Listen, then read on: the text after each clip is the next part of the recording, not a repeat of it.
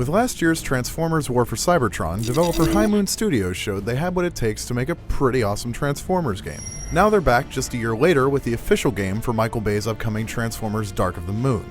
The question is, has High Moon had enough time to break the movie game curse and find magic twice? Using this data, we have located Decepticons across the globe. Despite the insistence of human leaders, Transformers Dark of the Moon leaves the gritty comic book-influenced world of Cybertron for earthbound locales like South America, volcanoes, and missile silos. The Bayformer character designs translate well and the new lighting is great, but there are some pretty awful frame rate issues when things get really hairy.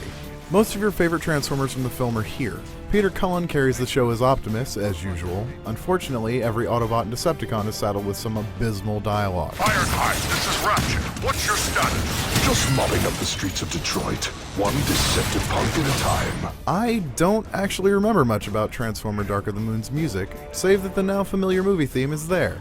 Sometimes. The humans didn't ask for this war. We must protect them at all costs.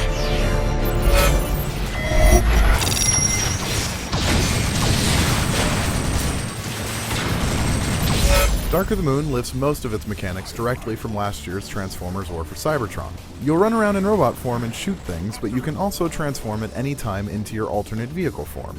The thing is, once you do change into a vehicle, there's not much reason to go back to using legs. The gun-riddled Stealth Force mode takes more punishment and dishes it out better to boot.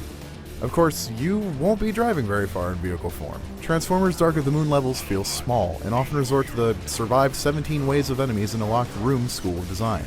The problem is Dark of the Moon's campaign feels like not enough games spread out over too many hours. Which is funny, considering how short the game actually is. The multiplayer is probably Dark of the Moon's main bright spot.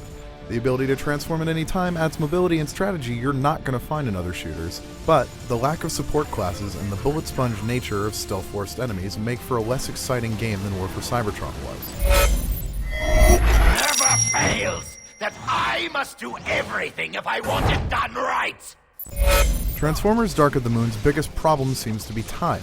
It doesn't feel like High Moon Studios had enough of it, and it shows throughout the game.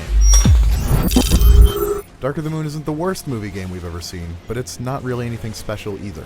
For more on Transformers Dark of the Moon, check out IGN.com.